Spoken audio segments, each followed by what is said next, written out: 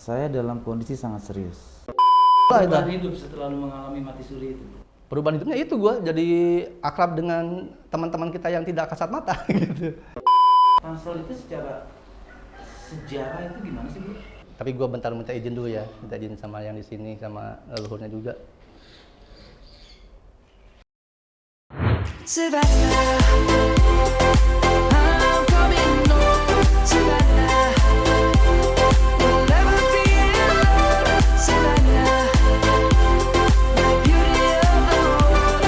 Savannah, let's all take a walk.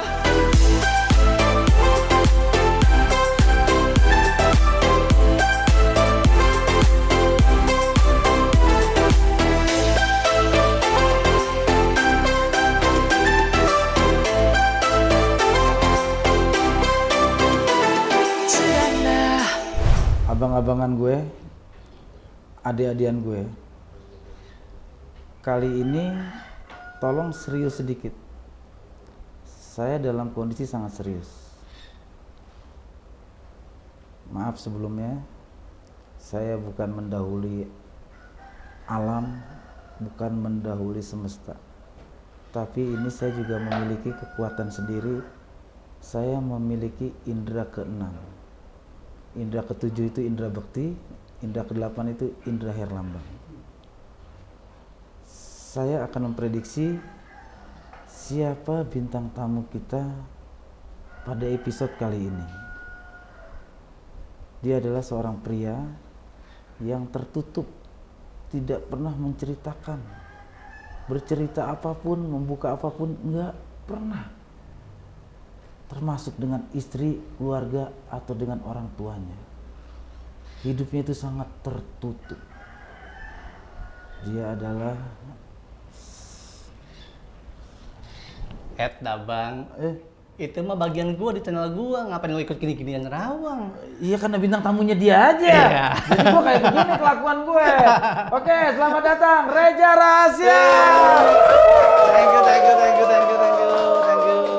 Terima kasih. Oke, berarti kita boleh juga manggil Bapak Sekrit ya. Sekrit. Rahasia. Kenapa bro? Lu pilih nama tuh Rahasia. Itu nama pemberian orang tua atau nama sendiri? Itu lu rahasiain. Tentu saja bukan pemberian orang tua dong, Bang. Oh, bukan. Orang ya? tua macam mana yang memberikan nama rahasia? Gak ada di KTP juga. Iya, lucu juga begitu lahir. Ibu, anaknya mau dikasih nama siapa? Rahasia. Namanya siapa, Bu? Rahasia. Berarti nyokap bokapnya kayak ABG ya. Namanya siapa? Rahasia dong. Iya. Oke bro, sejarah nama lu nih. Reza. Apa depannya ada Muhammad Reza atau apa Reza lah gitu. Jadi sebenarnya Bang Reza itu nama keren-keren gue waktu STM. Wow. Jadi kalau zaman kenal nama cewek ya kan, yang lain kan Steven, Andre. Iya. Nama gue malu Bang, kampung banget gitu kan. Makanya gue pakai Reza. Gitu, buat nama cewek doang tuh. Oh, berarti nama kampung lu siapa ya? Nama kampung gue, Ah, Albert. kampung lu di Jerman. Albert dari ini sih kayak contohnya namanya Saumin nih.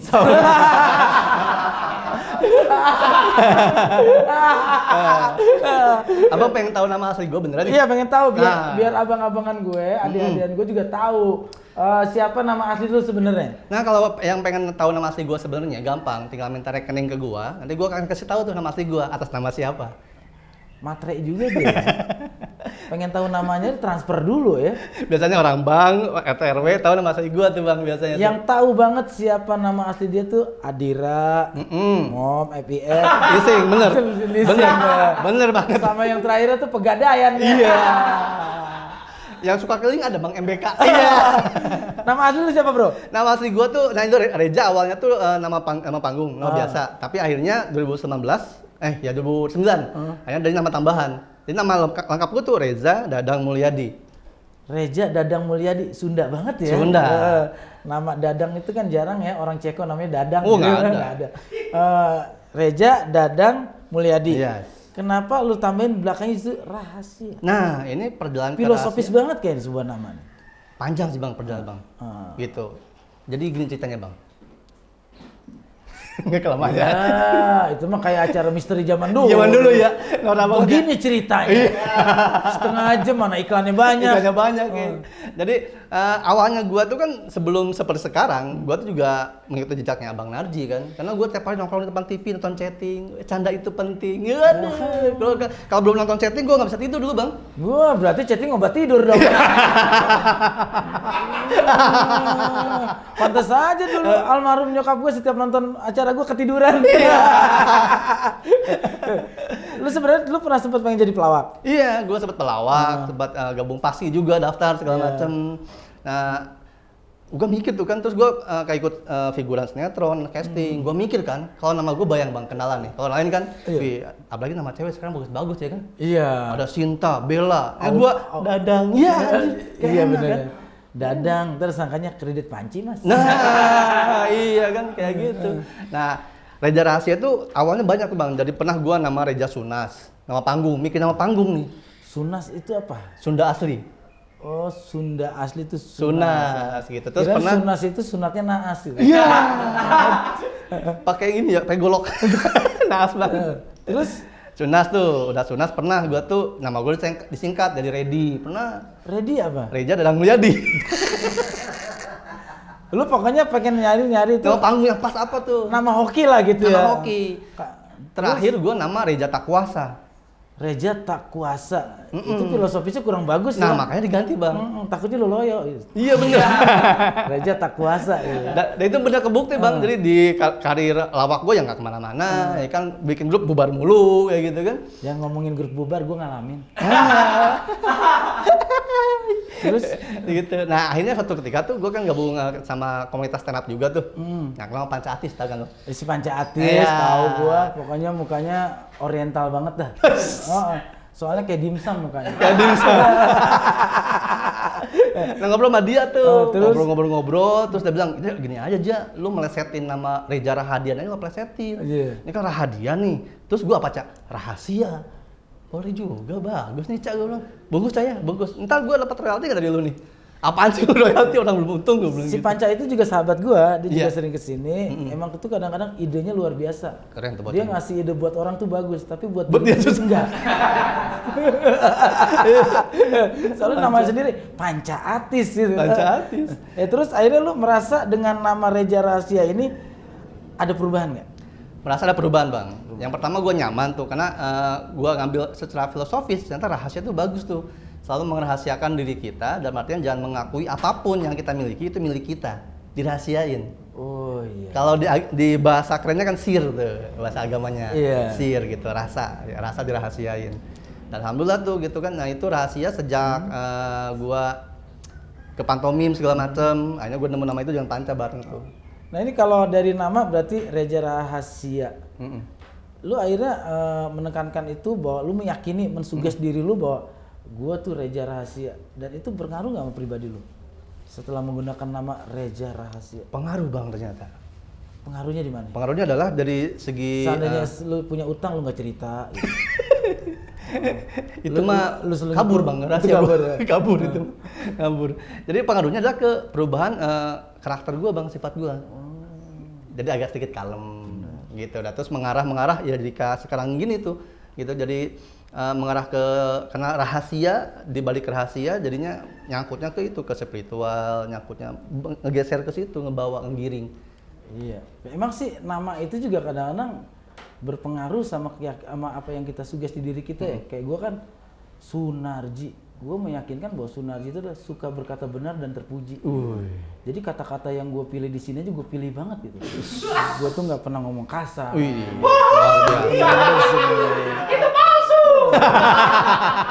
Banyak suara-suara sumbang. Makanya gue juga pakai nama panggung gue itu penggalannya kan Narji. Ya. Itu artinya wajahnya bersinar kalau habis ngaji. Gitu. Padahal ngaji serem. Iya bener, ngaji terus dong. Iya, kayak nama gitu kan. Kayak gue akhirnya kan dengan nama Sunarji, akhirnya itu di Jawa itu gue sangat populer. Oh gitu. Gue baru turun dari kereta manggil su gitu kan. Karena nama depan gue tuh Sunarji gitu kan. Untung ada nambah aja ya. Oke bro, itu kita ngebahas tadi nama, akhirnya lu udah merasa bahwa nama yang lu suges di hati lu ternyata itu sudah membawa perubahan-perubahan, terutama sikap ya. Terutama sikap. Kalau masalah jodoh, Karir segala macam itu ngikut lah Bang. ngikut lah ya. Penting itu ikhtiar. apa? Jodoh, rezeki, Jodoh, maut rezeki, udah diatur maut. ya. Iya, udah Ada diatur. teman gue yang catur mautnya doang. Gitu betul. Kan biasanya kan kita kalau ketemu ustadz atau tokoh sabar. Jodoh, rezeki, maut udah Diatur. dia ngatur. Pas ketemu gue temen yang satu itu cuman sabar, maut udah diatur. Iya.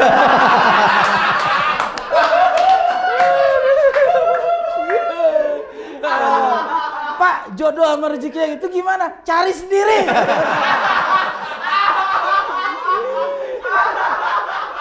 Bener loh. Kita kalau kebalik soal nama, makanya kan kalau di Islam itu kan kalau pemahaman orang bule itu kan William Shakespeare pernah bilang kan, Gila. Iya, iya bener loh. Pernah bilang katanya, apalah arti sebuah nama? Itu kan pemahaman Barat. Karena bagus-bagus sama-sama. Tapi kalau kita kan memikir bahwa nama adalah sebuah doa. Betul. Apa yang kita berikan nama kepada anak-anak kita itu adalah doa.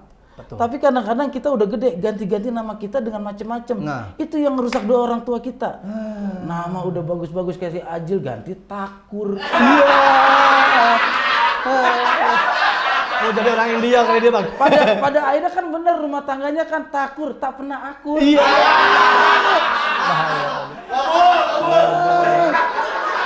Amin. Baru nikah dia, Bang, kasihan. 3 bulan isinya udah ngecek-ngecek buku nikah ganti nama ya. Iya. Bisa diganti. Aduh, 3 bulan tuh. Iya. Itu kan berarti jangan pernah kita merubah nama-nama gitu kan. Kecuali pengen dipenggal gitu kayak Ya. biar lebih enak gitu kan. Betul. Kayak Opi, KTP-nya Madropi. Yo.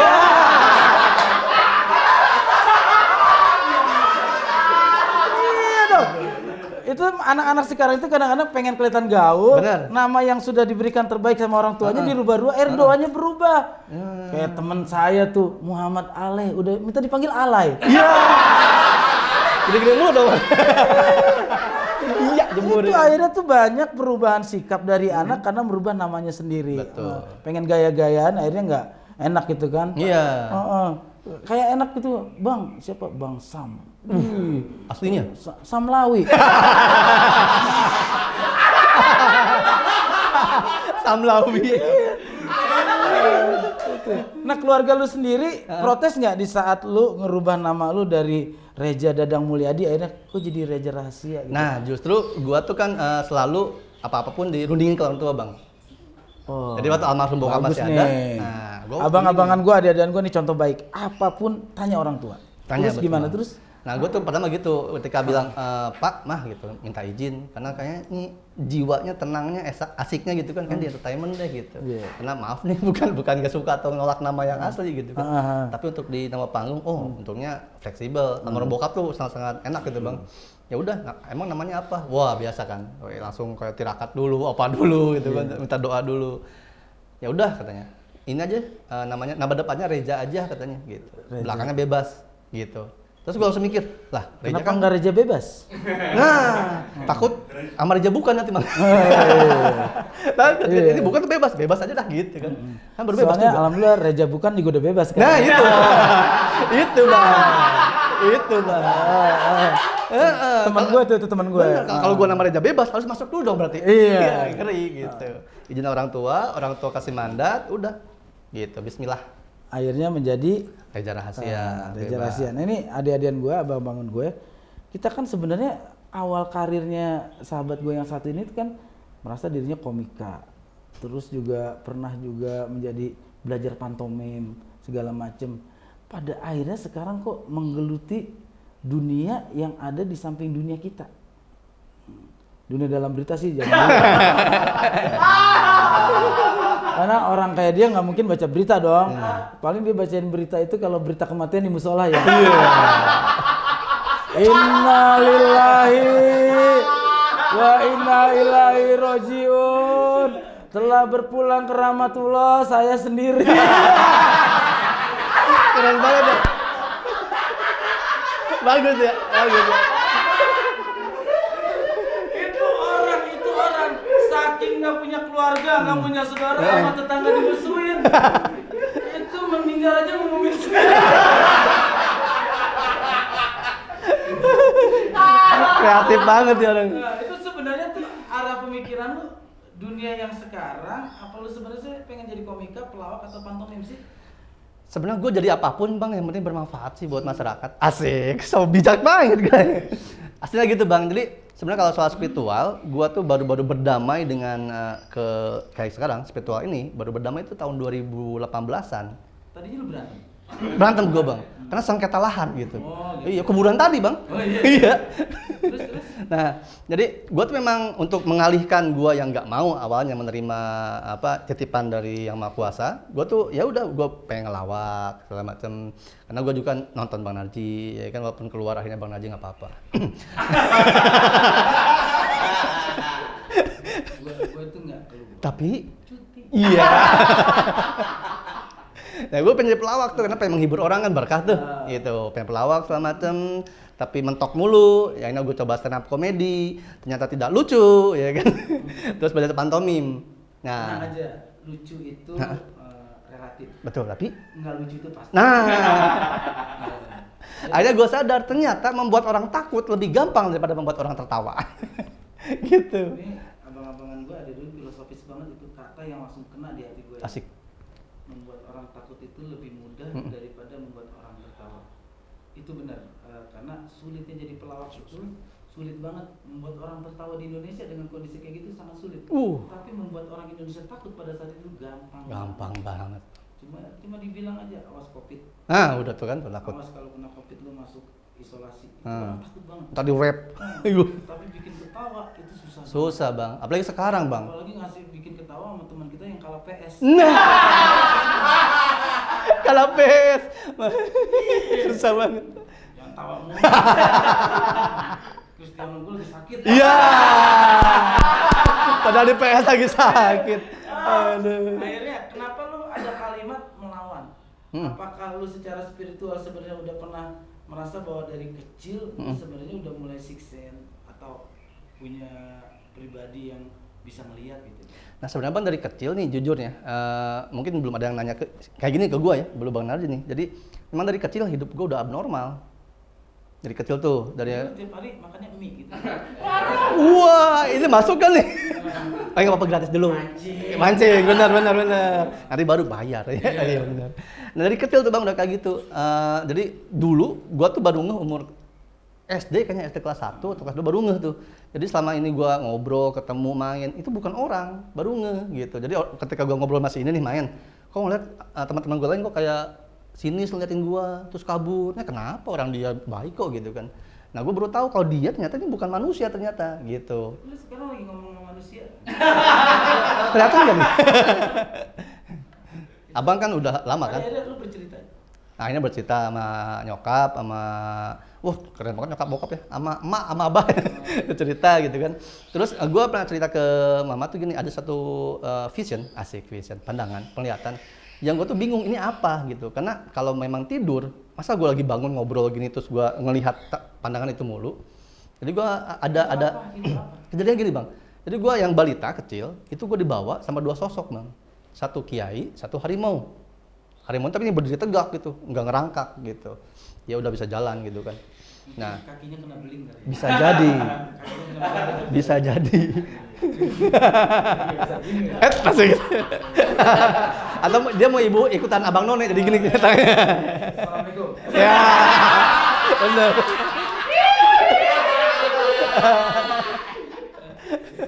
Nah itu gue dibawa tuh bang. Dibawa gue. Pada alam sadar lu pada saat itu dibawa ke tempat apa? Gue dibawa nih yang seingat gue ya. Jadi gue dibawa ke langit karena gue di awan tuh, awan banyak. Terus dia bilang ikut Uyut ya cu gitu. Ya udah gue diem aja gitu, diem karena nggak ngerti kan siapa nih. Terus mereka rebutan tangan gue, yang satu kiai, yang satu sosok harimau tuh.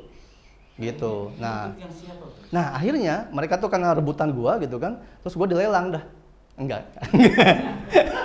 Serius banget bang. Serius banget. Mengarah ke serius. Lu takut bercanda, ini sensitif juga gitu. Oh iya. Tadinya gue sih cuma mau bilang gini, air lu dibawa sama kiai naik harimau. Iya. Iya. Masukin koin dong, teng iya. Elah gitu ya. Iya benar. Lu dibawa ke langit apa dibawa ke mall? Iya. Koinnya habis turun kita. Iya. Terus. Nah ini bang, Serius. Abang-abangan gue ada yang bercanda lagi. Asik. Ini sensitif. Sensitif bang. Oh iya. Nah abis itu mereka kan rebutan tuh. Terus mereka ninggalin gua, mereka pergi ke langit berapa nggak tahu, malah jauh kan. Terus mereka kayak dialog gitu, kayak debat gitu kan. Udah debat mereka turun, terus nempuk pundak gua gitu. Belum waktunya gitu. Nah terus gue diturunin lagi tuh, gua turun ke rumah, pintu kebuka, gua liatin pintu kebuka, gua jalan, gua liatin lah kok kayak banyak tahlilan tuh. Nyokap gua lagi nangis, bokap gua berantem sama ustadz gitu. Iya, adu mulut gitu kan. Adu mulutnya adu mulut beneran ya, bukan yang itu. Cupang. Nah pas gue lihat ke depan lurus, lah kok itu ada satu sosok gitu, jasad dikafanin bang. Gue samperin, gue lihat muka gue gitu. Nah kok gue ini gue, terus gimana? Nah terus udah gitu gue masuk lagi. Dan ketika itu katanya ya udah gue sadar lagi. Nah itu gue ceritain ke almarhum bapak dan mama. Akhirnya ya udah karena kamu udah gede juga dan itu udah datang mulu katanya gitu. Bapak jelasin, itu dulu peristiwa kamu mati suri umur 2,5 tahun. Jadi kamu emang sempat mau dikubur gitu, udah dikafanin. Tapi bapak bersikeras belum meninggal. Nah, Ustadz udah meninggal, relain gitu. Karena anak bapak tuh banyak yang meninggal bang. Jadi sakit tipes, bronkitis. Gue pun tipes gitu sakit. Nggak terima katanya nih, tapi hidup lagi. Alhamdulillah kasih kehidupan yang kedua. Nah dari situ mulai perubahan hidup setelah lu mengalami mati suri itu. Perubahan hidupnya itu gue jadi akrab dengan teman-teman kita yang tidak kasat mata gitu. Tapi lu merasa umur 2,5 tahun beranjak ke sekolah kan SD, SMP, merasa terganggu nggak sih bro lu melihat hal-hal yang di luar yang kita nggak bisa lihat gitu? Awal-awalnya gue nggak keganggu karena belum tahu bang. Pertama sih awalnya cuek ya. Cuek. Anak kecil polos. Iya, pas udah tahu baru gue sakit keras tuh. Sakit keras yang kalau gue tanya ke orang tua gue, mereka kayak nggak pernah sakit gitu lagi kok, nggak pernah gitu. Tapi gue inget di bayang gue sakitnya tuh saking sakit, gue ngalamin kayak pernah di kerangkeng gitu bang, diikat tangan gue gitu, karena berontak. Dan gue ngalamin kayak dengar suara kencang banget, gitu, ini suara apa? Pas gue lihat nyamuk, tapi kencang banget suara kayak suara pesawat terbang deket gitu. Ngeliat benda yang kecil jadi gede, itu sakit banget, menyiksa banget tuh waktu dulu awal-awal tuh kayak gitu. Nah itu proses ketika karena ternyata gue pernah ditutup sama orang tua gue. Kemampuan ini dia kayak gitu, jadi gue diantingin, ini masih bolong juga diantingin. Karena gitu kalau misalnya anting dibuka, gue berubah mukanya sebelah harimau gitu bang katanya. Karena nyokap gitu, terus story nyokap kalau ngatain gue, dia suka gini gitu, gak berani lihat. Karena kalau lihat gue sebelahnya kayak kakek, sebelahnya harimau, suka gitu. Kalau enggak pas ganteng banget gitu kan. Kayak gitu katanya gitu. Oke, ini abang-abang gue ada demo, kita bisa dengar langsung dari seorang Reza Rahsia bahwa pengalaman spiritual itu bisa sampai seperti itu kan ya. Nah, akhirnya sekarang lu sendiri, lu pelajarin nggak, lu dalemin nggak? Nah kalau gue sendiri sebenarnya nggak mempelajari secara akademis lah ya, enggak. Gue menempat diri gue dengan ya puasa, dengan berusaha menjalankan ajaran agama gue gitu kan. Kayak berusaha sholat gitu kan, belajar sholat, belajar zikir sendiri buat ngebalancing energi gue gitu. Dan gue juga selalu kayak misalnya sowan ke ulama, ke kiai yang gue anggap beliau menguasai ilmu ini dan tahu yang nggak gampang ngemusrikin atau ngemurtadin gitu. Karena gue pernah kapok bang waktu SD. Nah ini yang lucu nih. Ini nih Gimana? lucu dan cukup kecewa gue gitu. Kenapa? Tapi gue nggak usah sebut tempatnya ya gitu kan. Jadi gue kan gue pindah SD itu ke Garut. Gue di pesantren ini nama bokap gitu. Tapi pesantren yang nggak nginep di Kobong, bolak-balik doang. Jadi kalau pernah waktu kecil, gue tuh dibilang murtad sama ustadz gue. Kenapa? Karena ada sebuah pertanyaan, yang pertanyaan gue itu dia nggak bisa jawab. Tapi marah-marah. Yang gue inget itu bang, dia bilang murtad dulu. Pertanyaan gue lupa apa ya pertanyaannya. Apakah gue pertanyaannya Bang Narji kenapa keluar dari Cagur ya? Lupa gue. Lupa waktu itu bang. Murtad itu cuma musrik ya? Gitu, lupa gue pertanyaannya bang. Tapi gue sebagai anak kecil kan kecewa ya. Kok gue bertanya, kok bukan dijawab, malah dimarahin. Gitu, akhirnya dari situ gue bilang ke bokap, enggak pak, nggak mau ngaji ke sana lagi. Kenapa? Jauh alasannya, malah habis dimarahin. Kalau dibilang sekarang gue misalnya selama ini gue berguru sama siapa ya bokap gue aja bang. Bokap, karena bokap gue tuh keras banget bang, zaman dulu ngaji. Jadi kalau misalnya gue ngaji, Dia asli Kuningan nggak? hah? Madura kayaknya bang dia. Dari Kuningan kali bokap dia. Keras ya. Karena Kuningan tuh kan temen tembaga. Ah. Bokapnya keras itu. Iya, bener. Tukang nosokan tahu aja ya. Oke, bicara dulu ya. Bukan. Bokap. Tapi setelah kayak begini lu sering ngobrol nggak sama siapa yang sama-sama belajar soal spiritual kayak gini?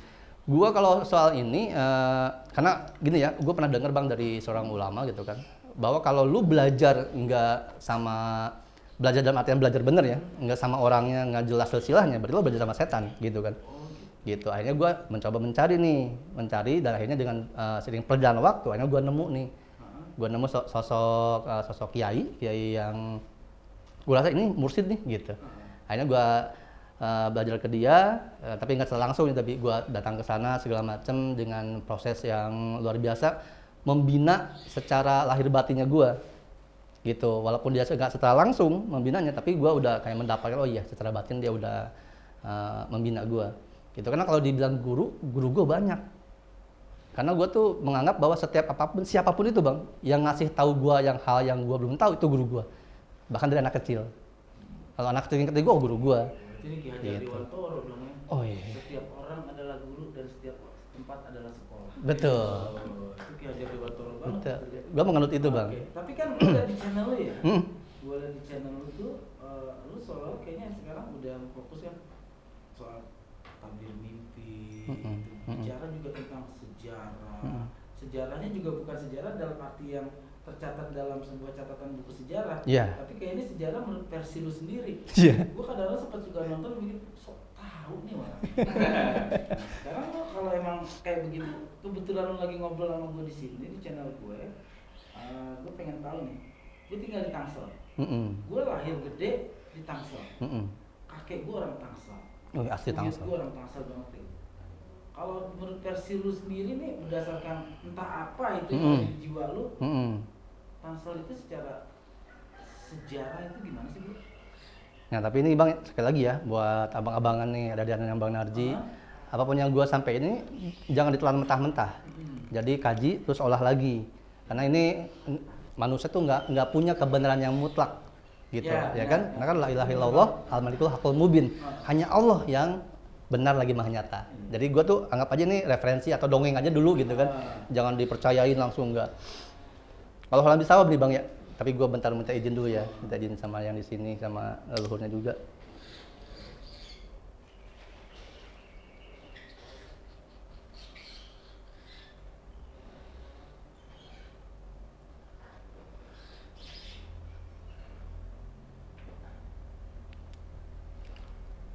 Kalau salah, salahin aja Mang ya. Ya, gitu.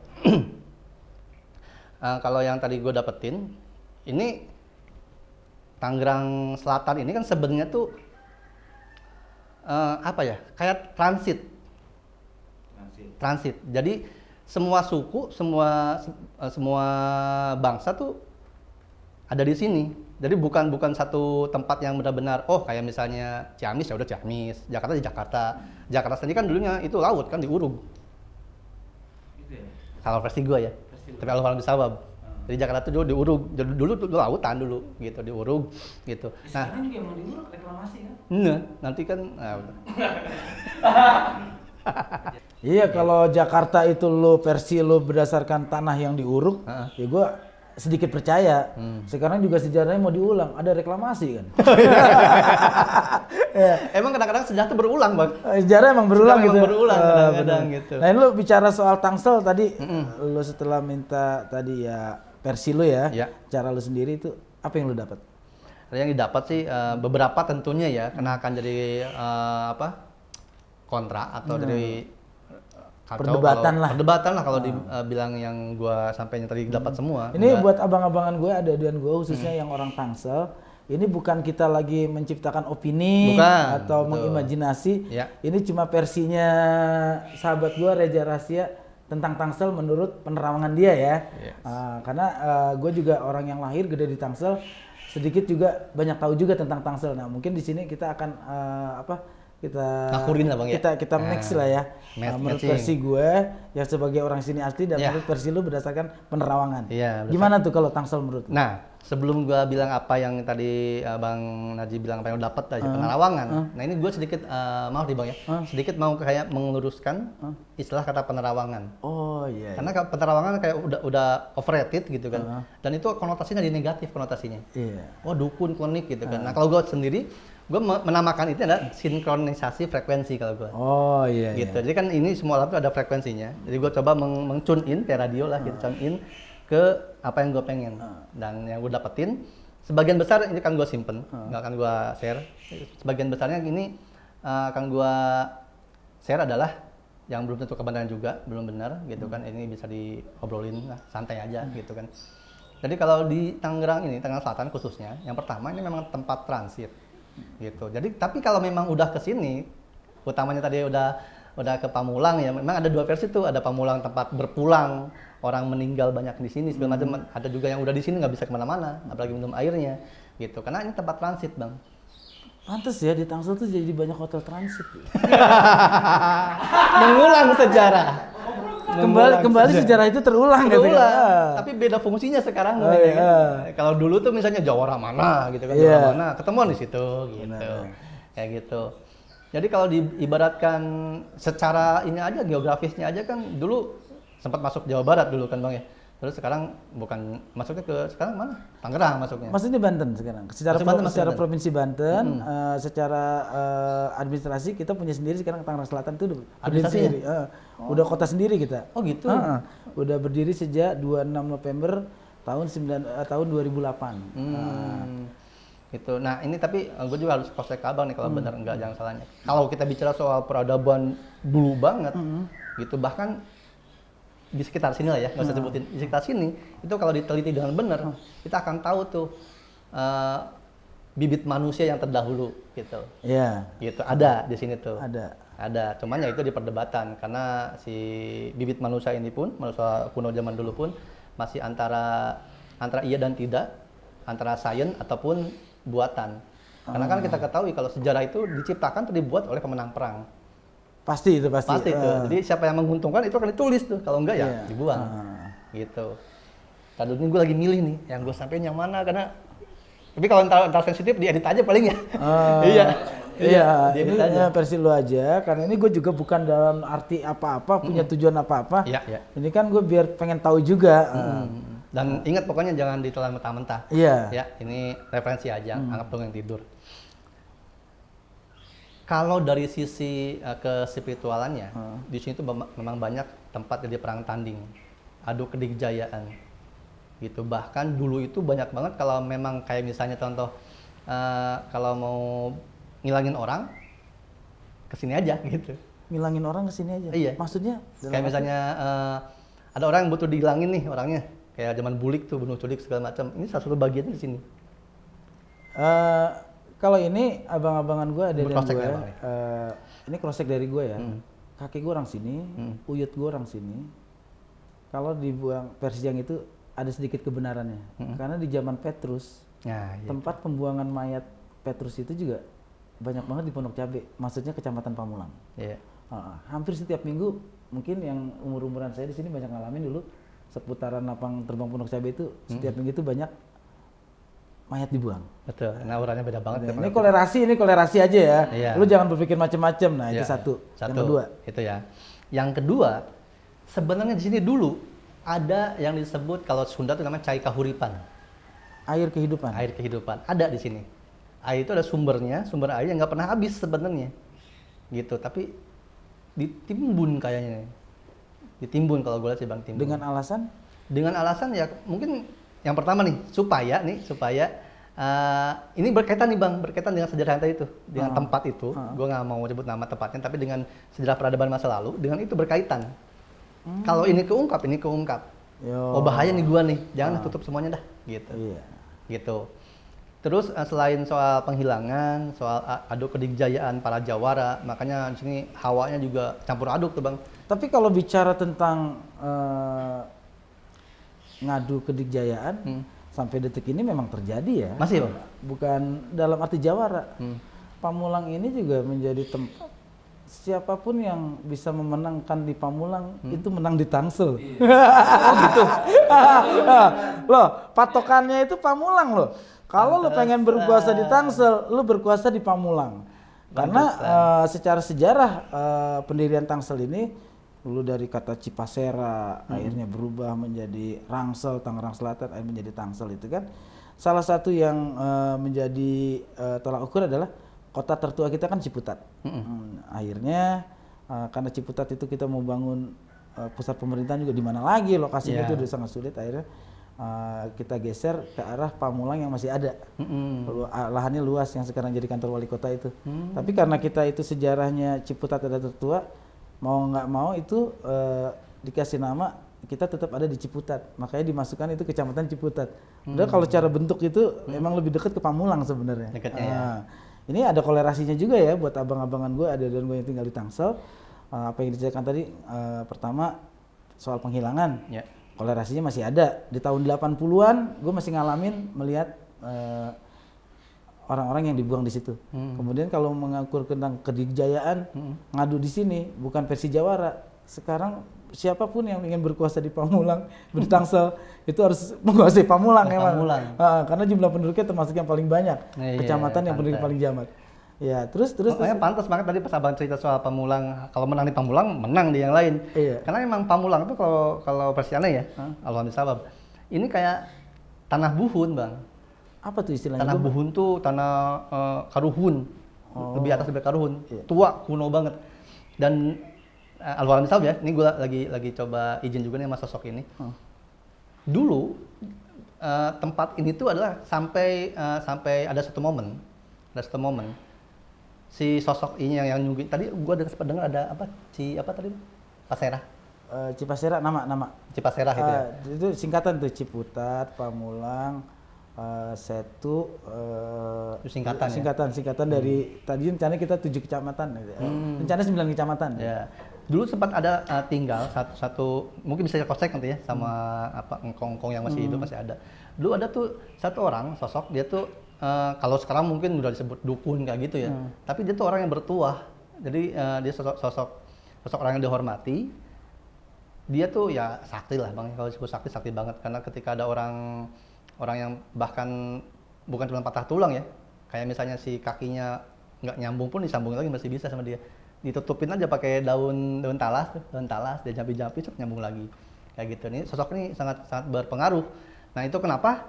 Karena dia dulu seperti itu, ini energi dan auranya itu masih tertinggal di Pamulang. Itu yang membuat korelasinya ketika siapapun yang menguasai Pamulang itu akan menguasai yang lainnya. Karena dari dulu sudah kayak gitu.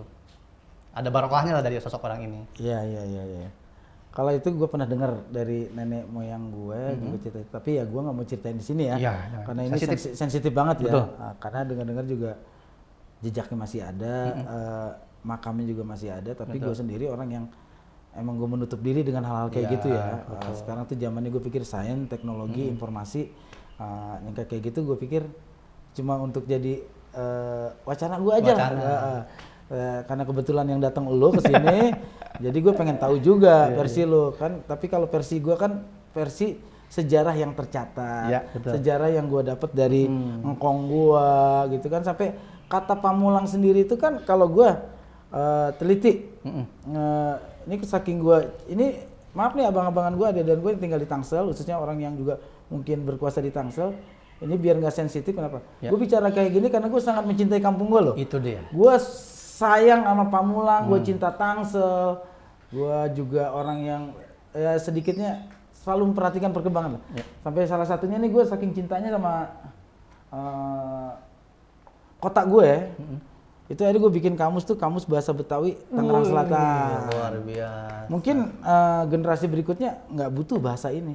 Ini cuman ego gue, idealisme gue berpikir bahwa gue harus mengarsipkan bahasa yang pernah dipakai sama nenek moyang gue. Perlu, penting. Yang akhirnya anak-anak sekarang mungkin udah terkontaminasi lah ya. Terkontaminasi dengan bahasa asing, bahasa slang.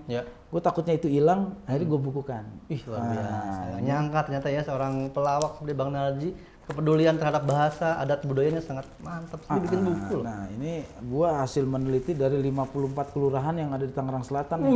Gua ngumpulin kakek-kakek yang masih pada menggunakan bahasa. Akhirnya gua rangkum dalam buku ini. Mungkin ini buku ini nggak sempurna, tapi ini cuman apa ya? Buat perpustakaan aja sih. Perpustakaan betul. Jangan sampai hilang, Bang. Jangan sampai hilang. Betul. Gua kasih deh buat lu deh. Wih, terima kasih Bang, sebuah kehormatan nih. Wah. Itu balik lagi yang tadi gue bicara kayak gini, gue nggak ada maksud apa, nggak ada tujuan apa, tapi emang dari berbagai narasumber, gue mengumpulkan semua. Dari versi ini, dari versi spiritual, dari versi sejarah modern, dari buku-buku sejarah yang gue baca di LAN, gue juga mempelajari, membaca, pengen tahu kampung gue tuh kayak apa sih. Ya. Gue nggak mau bicara tentang kampung orang dulu, kampung gue dulu dong. Aku. Akhirnya yang bisa lu simpulkan bahwa sekarang tuh kalau secara pribadi kita tuh tinggal di Pamulang tuh harus kayak apa sih? Kita hidup di Pamulang seperti apa? Sebenarnya hidup dimanapun itu tergantung bagaimana cara kita membawa diri, bagaimana cara kita mendekatkan diri kepada Tuhan yang Maha Kuasa, pencipta alam, dan juga tetap kita tuh mengikuti ajaran atau kebiasaan yang baik dari leluhur. Jangan sampai lupa sama leluhur kita. Karena gini, di Pamulang ini ada satu tadi kan ada air yang bertuah, Cai Kahuripan, ada sosok yang memang sangat-sangat berperan penting. Bahkan dia tuh nggak pengen lah gitu diketahui karena takutnya dikultuskan kayak sekarang apa campur-campur lah, togel apa nggak mau. Nah, di sini tuh adalah tempatnya. Jadi kalau misalnya dipakai dengan kebaikan, maka itu akan sangat bagus baik. Kalau dipakai yang buruk akan buruk banget. Karena ada dua energi lagi berperang kalau di sini. Ada dua-duanya. Jadi bagaimana kita hidup di Pamulang? Yang pertama, ya kita sebagai manusia harus terus menjadi manusia yang lebih baik lagi daripada sebelumnya. Gitu. Tetap menghargai peninggalan-peninggalan leluhur yang dulu, gitu. Menyayangi yang kecil, menghormati yang tua, gitu. Dan tetap kita berpegang teguh kepada ketuhanan yang Maha Esa. Itu sih general sebenarnya. Bagus banget ya buat lo abang-abangan gue, adik-adik gue yang tinggal di Pamulang atau di Tangsel. Itu satu kalimat yang bisa kita kasih garis bawah bahwa di Pamulang itu kalau lo mau baik ya bisa jadi orang baik banget. Kalau nggak mau jadi orang baik ya benar-benar jadi orang yang sangat nggak baik. Iya sih ya, kalau kita pikir-pikir ya, orang mana-mana di Pamulang kalau kaya banget ya. Gitu Bang. Itu yang punya Unpam. Lah fakta loh. Dia orang mana-mana, dia pengen berusaha berbisnis. Sekarang apa yang dia nggak punya di Pamulang? Sampai Pamulang ini adalah salah satu-satunya mungkin di dunia nama kecamatan jadi nama kampus. Oh iya, Universitas Pamulang. Itu nggak ada loh dalam sejarah, cuma Pamulang. Itu artinya apa? Orang mana-mana kalau pengen kaya bisa kaya banget. Tapi kalau yang belangsak, orang datang ke sini bener-bener belangsak. Motornya ditarik. Loh ini fakta. Ini loh fakta. Buktinya berapa banyak orang luar ingin mencalonkan diri jadi wali kota Tangerang Selatan. Itu kebukti. Kalau lo mau jadi ya jadi, kalau enggak ya enggak. Ini wacana aja nih ya. Itu tadi kita kan bicara tentang bagaimana hidup di Pamulang. Ya. Sebenarnya alam Pamulang sendiri itu akan seperti apa sih? Alam Pamulang sebenarnya seperti tadi gue bilang Bang, kalau kita baik akan menjadi lebih baik. Dan tadi udah dikosas sama Abang, kalau yang kaya benar-benar kaya, yang jahat benar-benar jahat. Karena tergantung energi kita. Iya. Ketika kita energinya baik, maka energi yang baik lagi akan berkumpul. Tapi otomatis ada energi nggak baik kan? Nah itu akan sedikit terjadi pergesekan. Khususnya bagi orang-orang yang memiliki kemampuan spiritual atau lain sebagainya. Gitu, itu ada seperti itu. Jadi bagaimana cara kita hidup di alam Pamulang, itu kita harus bisa mensinergikan rasa, pikiran sama hati kita dengan kondisi kita. Ya gitu. Dan tadi juga ini sedikit gua disclaimer nih Bang, takutnya kenapa-napa atau gimana anggapan orang ke gua gitu kan. Karena tadi gua sampein gini, terus Abang bilang cross check dan aku cocok ya. Nah ini kalau yang cocok alhamdulillah, tapi itu sekali lagi bukan karena gua yang bisa, bukan karena gua yang wih keren nih, hebat-hebat bukan.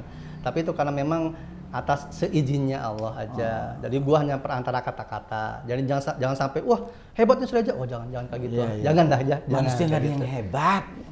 Manusia semua biasa nggak aja. ada yang hebat. Tempatnya kekurangan betul, gitu kan. Betul gitu. Terus ini kalau lu sendiri nih memandang kalau orang sebenarnya Pamulang itu sendiri kalau terhadap pendatang itu gimana sih? Masih konservatif atau gimana? Sama pendatang enak sih Bang sebenarnya. Enak. asal nih si pendatangnya ini tahu uguh igih kalau bahasa Jawa tuh. Tato kromonya gimana, ya kan segala macamnya. Itu akan kalau leluhurnya, karhunya itu leluhur yang sangat luar biasa welcome lah kalau bahasa sekarang tuh ya. Siapa aja boleh sini, ayo sini, nggak apa-apa, ayo sini gitu. Nah kalau misalnya lo berbuat nggak bener di sini, ya tanggung sendiri gitu. Gue akan bantu lo. Kalau lo kayak gitu, ya udah lo masuknya ke sini nih ya, ke dia lo gitu. Oh iya. Gitu. Jadi gimana kita lagi sebenarnya? Ya ini sekali lagi gue ingetin buat kita semuanya orang Pamulang khususnya dan kita tinggal di Tangsel pada umumnya. Ini gue nggak ada maksud apa-apa ya, Betul. karena kebetulan kita lagi ngobrol asik. Iya. Akhirnya sampai melebar ke situ-situ kan. Iya, bener. Tapi menurut gue jadi obrolan seru nih. Seru. Ini lu jangan tanggapin serius deh. Iya bener. Lu anggap jadi tontonan aja udah, jangan dijadiin tuntunan. Betul. Ini sih omongan kita iseng-iseng aja ya. Iseng-iseng. Jadi hiburan lah simpel nama ya. Dan thank you banget ya bro, lu Sama-sama, Bang. udah mampir ke Thank you, sini, menambah wawasan dan gue bisa meng-cross check apa yang gue dapat dari kakek nenek gue dulu. Siap. Dan ini gue, ini bro, Apa lagi nih bang? Waduh, dapat banyak kokolot mimpi. nih kokolot. Kokolot. Nih kokolot official nih kreatif banget nih. Hah? Kita korban covid, Heeh. akhirnya dia bagaimana berpikir, Oke. akhirnya ban bekas itu jadi sesuatu Ih, yang bisa menjadi kreatif. barang-barang. Ini salah satu produknya selain dia bikin dompet, tas, ini apa? Kantongan kunci tuh. Naruh earphone. Oh, handphone. Earphone itu biar ntar nggak berantakan, gulungnya juga lebih gampang. Widih. Ini dari kreatif. Kokolot official. Thank you ya, Kang Rama. Makasih, Bang. Ini oleh-oleh. Wah, terima kasih. Sama tuh. Wah, saya nggak bisa balas apa-apa nih bang selain doa sama Bang Narji. Amin. Iya, semoga abang sehat selalu, panjang umur, murah rezeki, keluarganya sehat, rezekinya gampang. Kalaupun ada kendala dan masalah bisa dihadapi dengan keistiqomahan abang selama ini yang abang lakuin. Amin. Rahmat berkah melimpah untuk abang dan tim semuanya gitu. Amin. Terima kasih banyak abang-abangan gue, adik-adikan gue. Jangan lupa untuk subscribe, like, share, and comment channel YouTube gue Abang Narji dan juga ini YouTube sahabat gue Reza Rahasia. Reza Rahasia. Oke, Siap. thank you ya. Sampai ketemu lagi nanti ya.